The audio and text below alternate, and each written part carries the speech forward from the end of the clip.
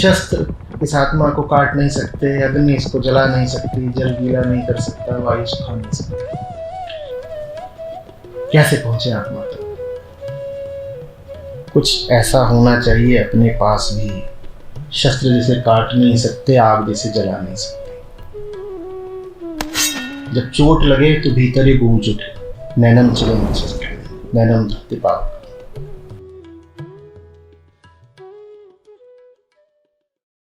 प्रणाम आचार्य। पिछले 1 महीने से मैं अष्टावक्र गीता पढ़ रहा हूँ।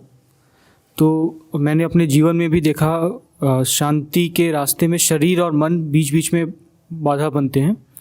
तो इसी विषय पे जब मैंने अष्टावक्र गीता देखा, उसमें 2 श्लोक मिले जो इससे रिलेवेंट थे।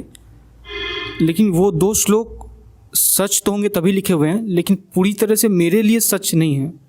वो 2 श्लोक आपको सुनाना चाहूँगा। चैप्टर 15 का 4था वर्स। न त्वम देहो न ते देहो भोक्ता कर्ता न व भवान चिद्रूपोसी सदा साक्षी निरपेक्ष सुखम चर। ये शरीर का था। और जो मन का था वो 5वां वर्स है इसी चैप्टर का। राग द्वेष मनोधर्म न मनस्ते कदाचन निर्विकल्पो सी बोधात्मा निर्विकार सुखम चर। तो अष्टावक्र गीता को पढ़ने का ये तो तरीका समझ में आया कि वर्स बाय वर्स पढ़ना पड़ेगा, मतलब वर्स के साथ ठहरना पड़ेगा। तो इन दोनों वर्सेस के साथ जब मैं ठहरता हूँ तो कुछ देर तक तो समझ में आता है, शांति बनी रहती है। लेकिन फिर कुछ होता है और कुछ मतलब ऑफ कोर्स मतलब जो बहक जाता हूँ, या कहूँ तो बहकने में मज़ा भी आता है, इसीलिए शायद बहक जाता हूँ। तो वो फिर शांति छूट जाती है। तो वापस इन वर्सेस को पढ़ना पड़ता है, थोड़ा समय देना पड़ता है, फिर वापस से।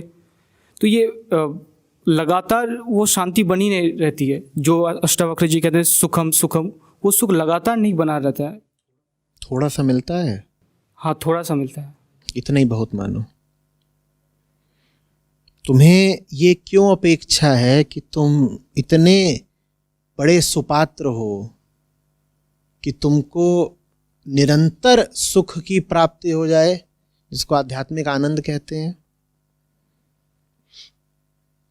प्रश्न में शिकायत छुपी हुई है कि मुझे अष्टावक्र मुनि की बातें सुन करके क्षणिक राहत तो मिलती है, लेकिन अनंत सुख नहीं मिलता, असीम आनंद नहीं पता चलता। क्यों पता चले? तुम कौन हो?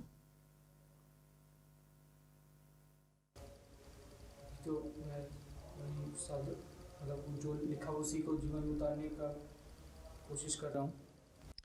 पहले ही श्लोक में, पहली ही पंक्ति में अष्टावक्र कह रहे हैं न तुम शरीर हो न शरीर तुम्हारा है। ये बात जीवन में उतर गई क्या?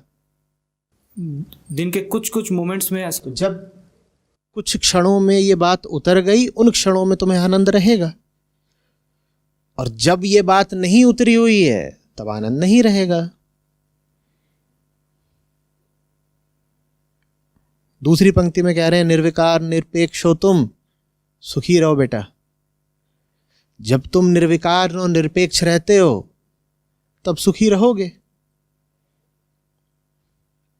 वो जो कुछ भी तुम्हें दे रहे हैं शर्त के साथ दे रहे हैं ना, उनकी शर्त की पूर्ति करते रहो, तुम्हें वो मिलता रहेगा जिसका वो आश्वासन दे रहे हैं।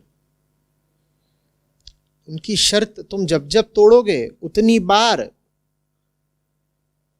जो दिया जा रहा है उससे चूकोगे।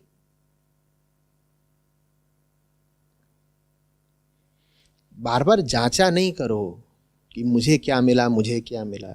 ये जो जांचने वाला है ना, इसी पर सारी जांच बैठाओ। पूरी अष्टावक्र गीता का उद्देश्य तुम्हारे भीतर जो अधिकारी बैठा हुआ है, जो होशियार चतुर व्यापारी बैठा हुआ है, उसको ठिकाने लगाना है भाई।